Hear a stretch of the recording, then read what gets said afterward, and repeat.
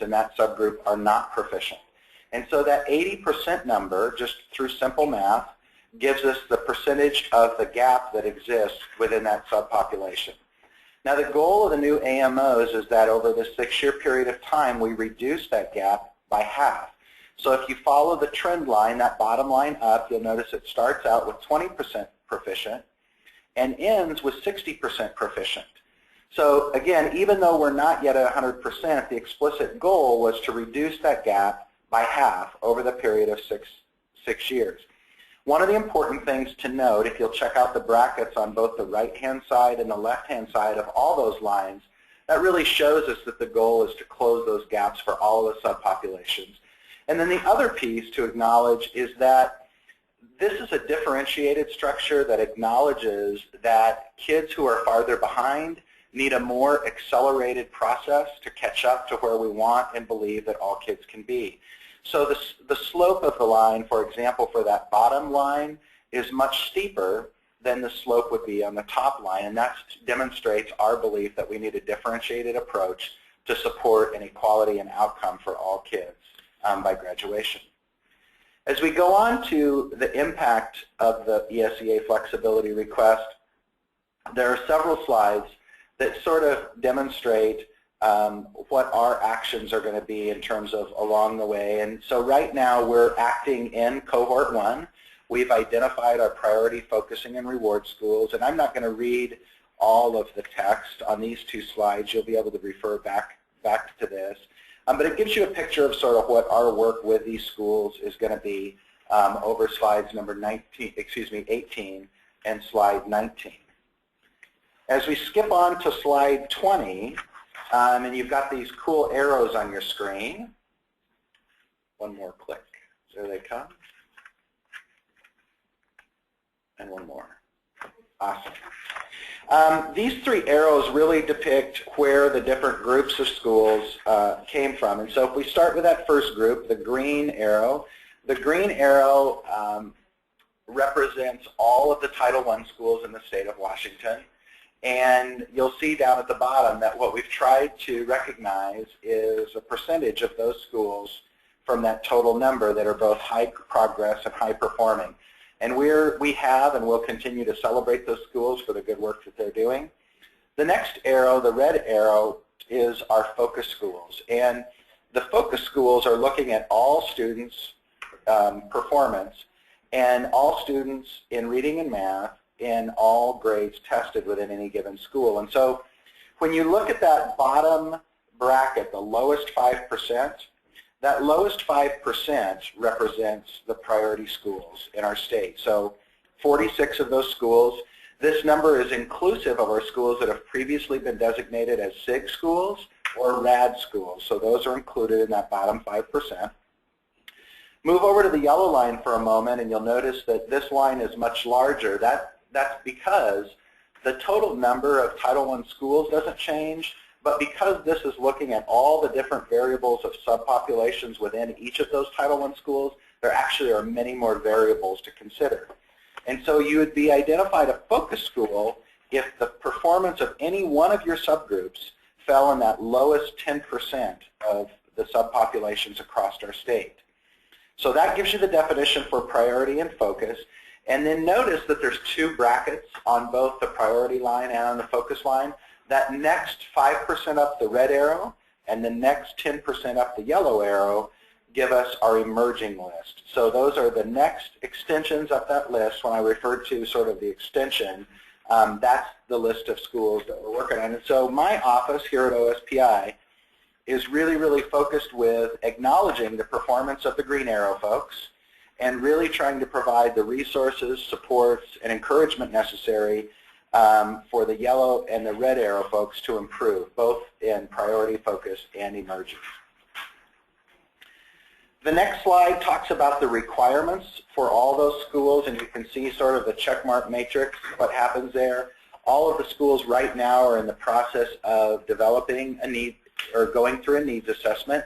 For priority and focus, that's a needs assessment that we've hired from a subcontractor to work with us. The emerging schools, we're asking them to do a self-assessment. All of the schools in our state have submitted an initial action plan sort of to get them rolling. And then by the end of October, first part of November, there will be a formal plan for all of the schools in the state designated as priority, focus, and emerging.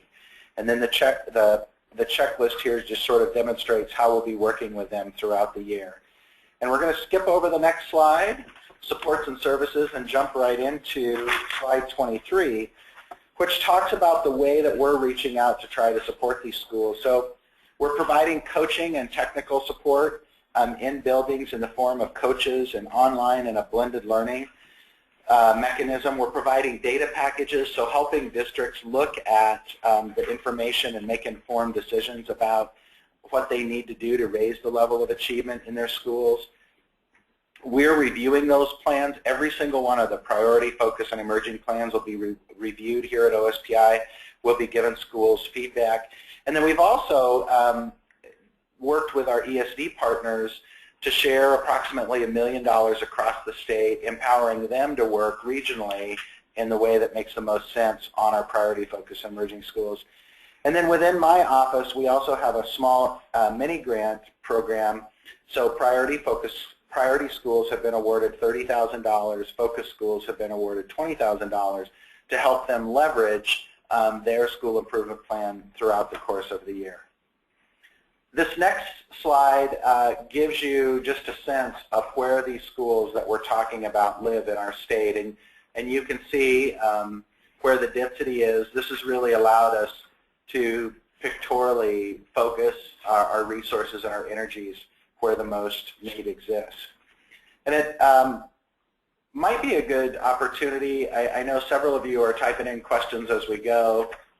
Would encourage you to continue to do that. All the questions that you're sending in through the webinar format will be answered and responded to either live today or will be posted as part of a frequently asked questions document that will be posted later on in the week. So please keep those questions coming if there's been anything that any of us have shared that has not been clear.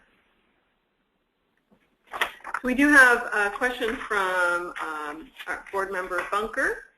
She's wondering on slide 14, are the points for math and reading for the same students from 2002 to 2012? If not, how should we view the slide? 14 was it? Yes, which is this one. So one of the interesting things from an assessment perspective is that one of the fallacies of NCLB was we would arbitrarily make judgments on schools based on the performance in any given year. The problem inherently with NCLB as a principal for 15 years is that we were never looking at the same group of students twice. So if you made AYP one year, the group of students who would be tested and evaluated against that same standard was a totally different group of students the next year. So the question how to view this slide, I think, would be to say it was a step in the right direction to move us towards disaggregating data and expecting great achievement for all kids. There were, from its inception, problems with NCLB that didn't allow principals and teachers necessarily to make sense of the work in schools the way I believe this new accountability index may.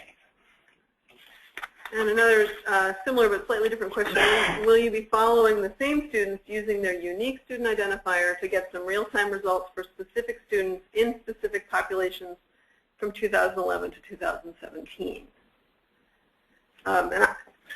Well, certainly with the requirements of the new index that have been put forth by USDOE, we have a requirement to incorporate growth. We need to think through what forms of growth and what subjects, at what level of disaggregation, but at least at a minimum, there will be some underpinning of growth in this model that allows us to follow groups of students as they perform and not compare random cohorts of students. And I just chime in a little bit on that one. So the AMOs that Andy presented are similar to the uniform bar in that that's a snapshot in time for those specific schools. So it's whatever students they have at that time. And then what Ben was also mentioning is growth, which we'll talk about in a little bit, which adds a new dimension to that. I think the other encouraging piece about all of our work in the state of Washington right now is we're at sort of this serendipitous sweet spot, I think, where many good things are going to come together.